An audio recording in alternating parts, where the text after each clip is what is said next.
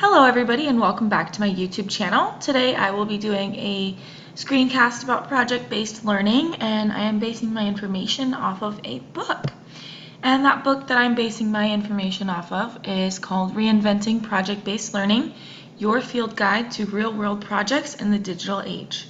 And it was written by Susie Boss and Jane Krause and published in the year of 2014. So first things first, I will talk about Chapter 3, which is about preparing your lesson plan. So whenever you prepare a lesson plan, the first thing that you want to do is start by going over California state standards. And what this is going to do is it's going to narrow down the concepts that you choose to teach in your lesson. And also, when you start planning a lesson, always ask yourself what core concepts and processes should your students know after studying with you. So according to the text, lessons should be based around a core concept, and the book gives the concept of energy in the Earth's system as a major core concept. So another thing that you should do when preparing your lesson plan is to overlap real life and traditional learning contexts. So you should choose what's important to learn and what's important for the students before you decide on what to teach. So by overlapping real life and traditional contexts, you will give lessons purpose and authenticity. So an example of a core concept, you would give your students a real life and real world problem related to energy for them to solve. Students will feel that they are connected to and helping their community. So a little bit more on Chapter 3. When you're planning your lesson, you should imagine how students would build skills through your lesson. So how and what skills do you want them to build? And the book says that we should be teaching our students 21st century skills, and these include inventive thinking, creativity, effective communication, high productivity, and life skills. And these skills should be used in schools today in order to prepare students for careers that they'll have in the future. So a little bit more on Chapter 3, you should always create a lesson that involves passion. And you should use activities, experiences, and tools to excite students. If students are excited about the concept or task at hand, then they'll naturally be engaged and they will learn more. So the book also says that you should use these essential elements in project-based lessons, and they are the use of research, creativity, collaboration, project management, reflection, and the use of various educational resources.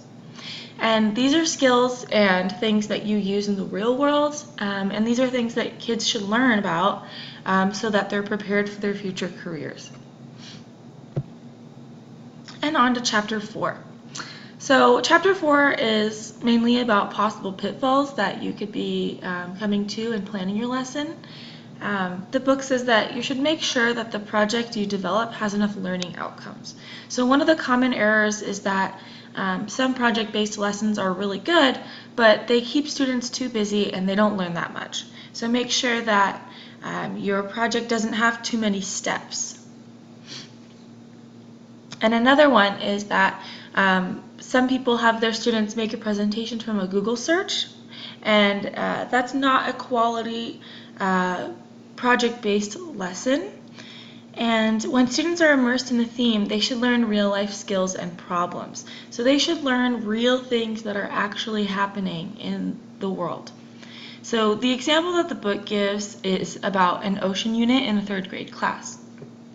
A real-life application would be to have students learn also about the seafood business and sustainability. So Chapter 4, still about possible pitfalls. So don't create too many steps in your project. Too many steps could limit your discoveries, and if all the students' projects look the same, you should really rethink your project. Also, you must have formative assignments, which are little check-ins along the way.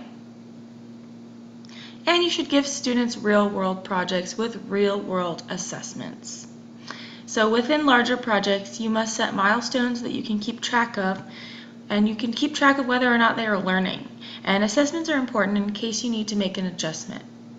So also make sure your project contains these elements: compare and contrast, predict, understanding cause and effect, determine how different parts connect, change over time, identify patterns, examine multiple perspectives, creation of something new, And school should mimic the real world as much as possible.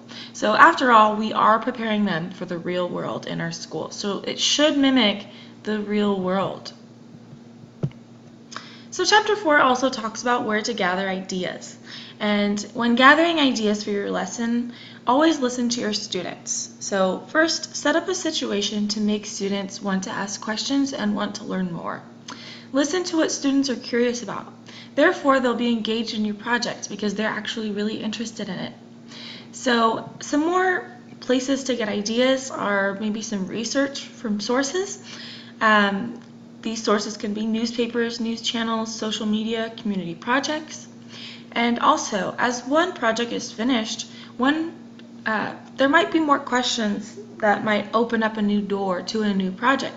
So maybe you answered one question, but maybe there's another question that was unanswered, and that could be the basis of your next project.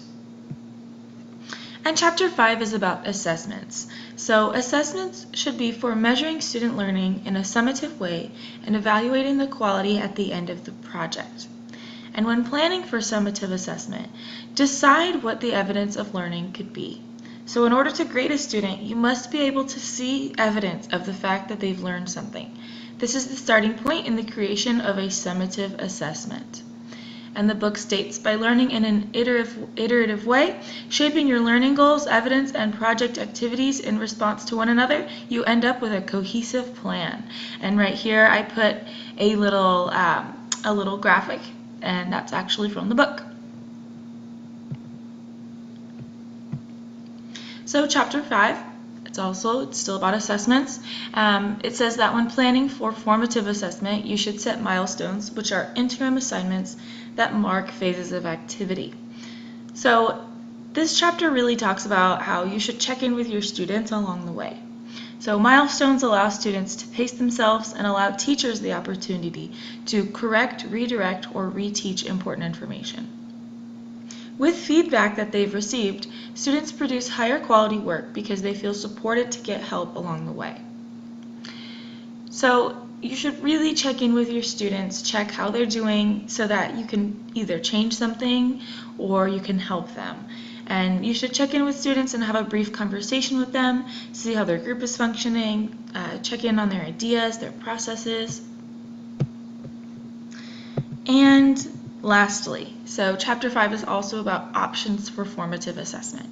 So the students can brainstorm, they can make checklists, they can make exit tickets, and there are many ways that a student can assess his or her students. So first, you can have your students brainstorm to draw out what they know and what they care about. And second, teachers should use physical checklists so that students have an idea of what they've done so far and what they'll do in the future. And third, teachers can use exit tickets. Exit tickets are mini reflection assignments that students hand in before they go to recess, lunch, or go home. And these are my references. First, I referenced the book that I used, and second, I referenced a picture that I used. All other pictures that are found in this presentation, I either took myself or I found on Flickr, and they had no copyrights. So thank you for listening, and have a great day.